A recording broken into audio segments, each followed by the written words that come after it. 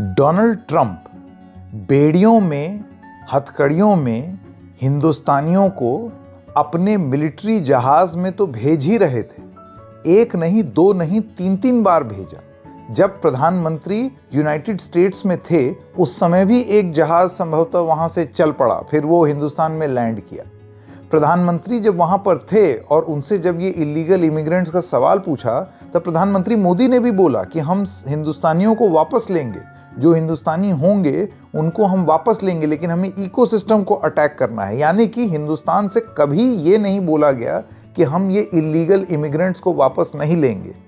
फिर भी ये कैसा उकसावा है, ये ऐसी कैसी नीति है डोनाल्ड ट्रंप की, जिसमें एक देश जो कोऑपरेट कर रहा है उसको पहले तो आप ये video, high definition video release करें, ये दिखाने की कोशिश करें कि देखो हम ऐसे ऐसे लोगों को भेज रहे हैं, और उसके बाद अब सूचना ये आई है कि आप हिंदुस्तानियों को जो अवैध ढंग से यूएस गए उनको यूएस से निकाल के सिर्फ हिंदुस्तान में ही नहीं भेज रहे हैं, उनको आप एक तीसरे मुल्क में भेज रहे हैं, पनामा भेज रहे हैं।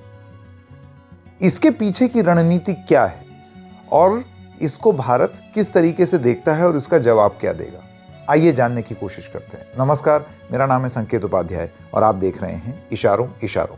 तो सबसे पहले तो जैसे कि हमने एक पृष्ठभूमि रखी, आप जानते हैं कि हिंदुस्तानियों को इलीगली जो डंकी रूट से और अलग अलग तरीकों से वहाँ पर गए हैं यूनाइटेड स्टेट्स में, उनको चिन्हित करके और उसके बाद उनको वापस भेजा जा रहा है। उस चीज़ पर अभी बाद में आएंगे, लेकिन आपको सबसे पहले ये बताते हैं कि ताज़ा मामला क्या हुआ है।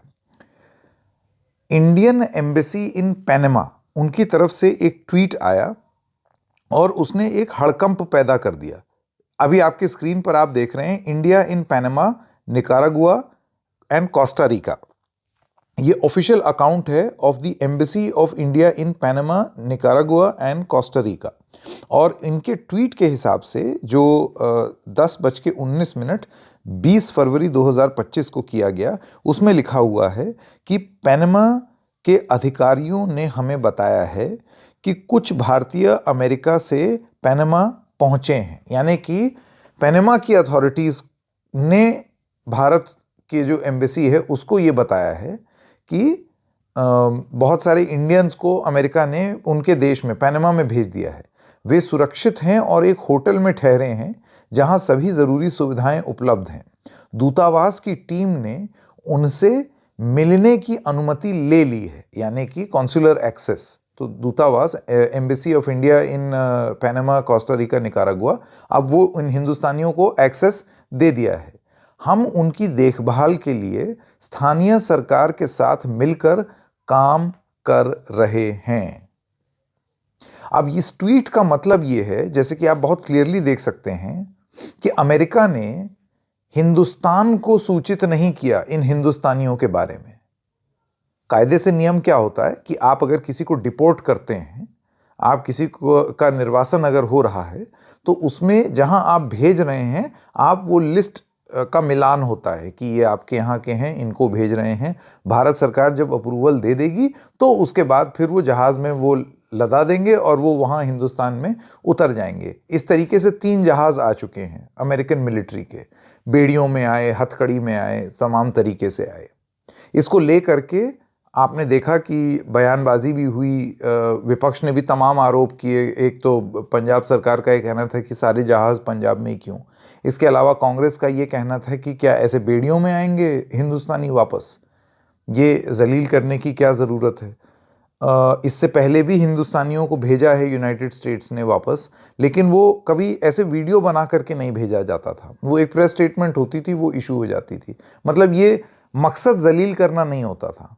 यहाँ पर ऐसे लग रहा है कि मकसद ये है दिखाना कि हिंदुस्तानी हो, गैर कानूनी ढंग से आए हो, जंजीर और बेड़ियां बांध करके तुमको हमने वापस भेजा है। आप वीडियोस अगर देखेंगे तो पहला वीडियो रिलीज हुआ था पहले दिन, जब उसमें आप देख सकते हैं रात के शॉट्स हैं, हाई डेफिनेशन विजुअल्स ऐसे ही दिखाते हुए प्लेन में धीरे धीरे करके चल रहे हैं। फिर व्हाइट हाउस ने एक वीडियो रिलीज किया अभी हाल फिलहाल, और उसका टॉपिक और उसका शीर्षक दिया है ASMR। ASMR का मतलब ये होता है, आप ये समझिए, एक टेक्निक होती है जिसमें साउंड को इस्तेमाल किया जाता है लोगों को शांति देने के लिए, जैसे कुछ लोगों को स्लीप डिप्रिवेशन होता है, नींद कम आती है, तो ऐसे लोगों को जिनको नींद कम आती है उन लोगों के लिए बताया जाता है कि एएसएमआर की आवाज़ सुनिए ताकि आप थोड़ा सा शांति महसूस करें और उसके बाद आप चैन आए आपको। तो उसमें एएसएमआर लिख करके ताकि अमेरिकन्स को चैन आए, व्हाइट हाउस को चैन आए, उसमें जंजीरें दिखाई गई हैं, उनकी खनक दिखाई गई है कि कैसे बांध दिया है हमने हिंदुस्तानियों को और उसके बाद उनको हम प्लेन पे लाद रहे हैं। तो जो जंजीर की जो खनक होती है उस आवाज को एएसएमआर बताया गया है। सुनिए जरा।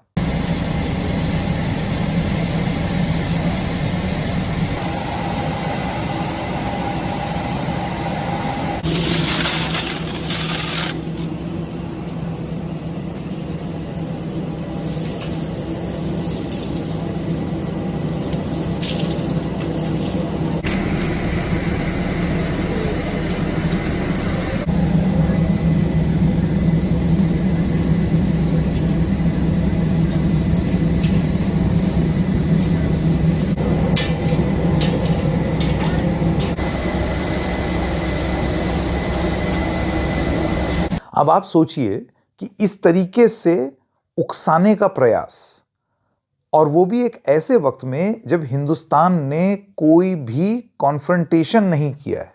किसी भी और देश की तरह हम लोगों ने अपने इलीगल इमिग्रेंट्स को वापस लेने में कोई तिया पांचा नहीं लगाया है, कोई ज़बरदस्ती की एक ऐसा प्रयास नहीं किया है कि हमें नहीं चाहिए या हम रेजिस्टेंस नहीं दिखा रहे हैं।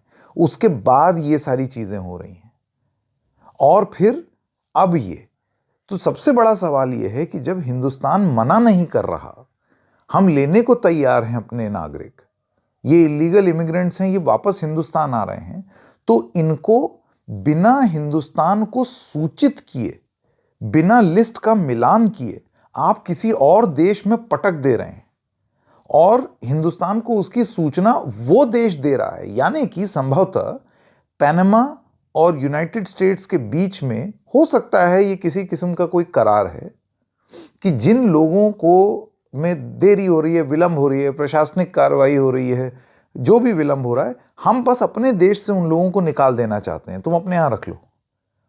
क्या इस तरीके से बहुत सारे हिंदुस्तानियों को, जो पनामा के नागरिक हैं भी नहीं, उनको पनामा में यूनाइटेड स्टेट्स ऑफ अमेरिका ने डंप कर दिया और ये उकसाना नहीं हुआ तो और क्या हुआ? मैं बार बार कह रहा हूं, हिंदुस्तान ने कभी भी मना नहीं किया कि हम अपने नागरिक नहीं लेंगे। आइए सुनते हैं प्रधानमंत्री मोदी ने डोनाल्ड ट्रंप की मौजूदगी में क्या बात बोली illegal immigration को लेके। The US is giving a lot of push to curb illegal immigration, and India has been cooperating on this issue. How does India see this issue in the larger context? Thank you.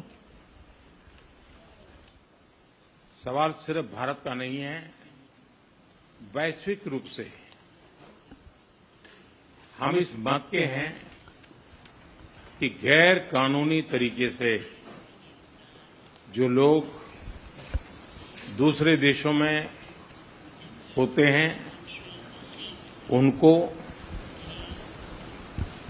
वहां रहने का कोई कानूनी अधिकार तो है नहीं।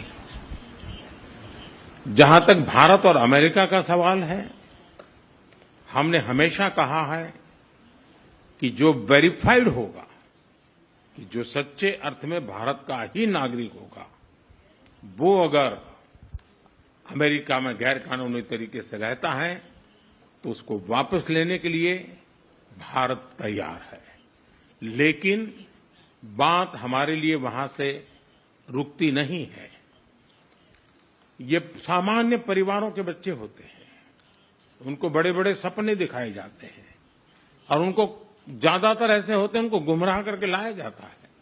और इसलिए ये ह्यूमन ट्रैफिकिंग में जुड़े हुए पूरे इकोसिस्टम पर हमने वार करना चाहिए और अमेरिका और भारत मिल करके हमारी कोशिश है और हमारी कोशिश रहनी चाहिए कि इस प्रकार की पूरी इकोसिस्टम को हमें जड़ मूल से नष्ट करना चाहिए ताकि ह्यूमन ट्रैफिकिंग बंद हो और गरीब लोगों को जो अपनी धन दौलत बेच करके ऐसे बड़े बड़े सपने दिखा करके उनको अंधेरे में रख करके ले जाया जाए, उनके साथ भी अन्याय है। और इसलिए हमारी बड़ी लड़ाई उस पूरे इकोसिस्टम के खिलाफ है। और मुझे विश्वास है कि राष्ट्रपति ट्रंप भी इस इकोसिस्टम को खत्म करने में भारत का पूरा सहयोग करेंगे। ये स्टेटमेंट आपने बहुत क्लियरली सुना है, जिसमें वो ये कह रहे हैं कि जो नागरिक हमारे होंगे उनको हम जरूर लेंगे। लेकिन इस तरीके से डंप कर देना लोगों को, और उसके बाद हिंदुस्तान की एम्बेसी को किसी थर्ड कंट्री से पता चलना कि आपके कुछ हिंदुस्तानी यहां पर आए हैं, फिर हम उनसे कॉन्सुलर एक्सेस लें, फिर हम उनको होटल में ठहरवाएं, इसको एक डिप्लोमेटिक अग्रेशन की तरह अमेरिका का ना देखा जाए तो और कैसे देखा जाए?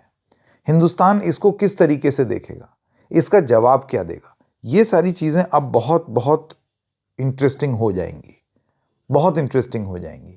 ये जो ट्वीट है, इसमें आप जैसे देख सकते हैं एस जयशंकर को टैग किया है, रणधीर जायसवाल को टैग किया है, पवित्र मार्गरीटा को टैग किया है, union minister of state for external affairs, तो सबको, और जो ऑफिशियल स्पोक्स पर्सन है उनको भी टैग कर दिया है इंडियन एम्बेसी ने। संभवतः वो सूचित करना चाहते हैं कि क्या हो रहा है और सिचुएशन कैसी है।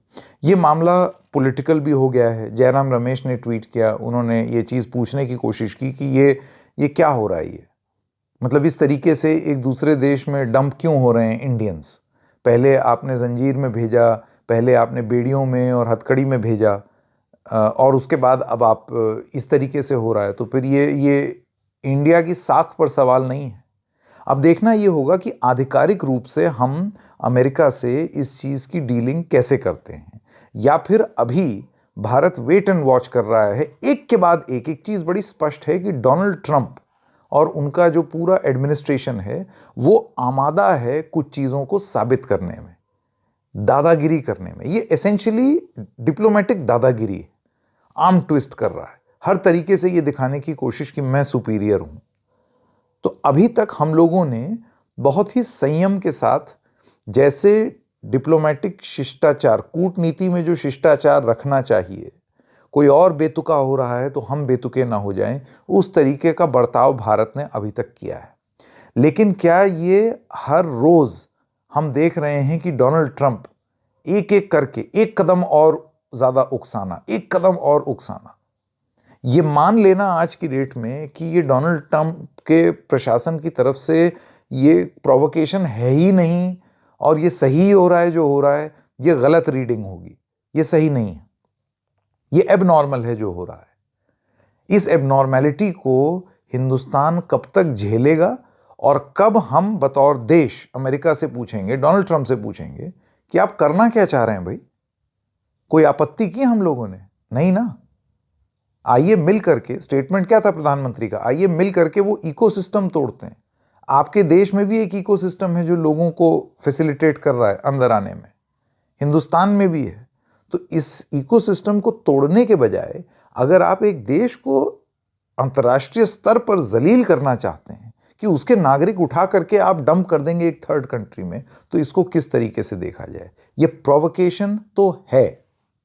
अब हिंदुस्तान इस पर क्या जवाब देखेगा, क्या जवाब देगा, हम देखेंगे। इशारों में बस इतना ही, फिर मिलेंगे किसी और मुद्दे के साथ। तब तक के लिए नमस्कार।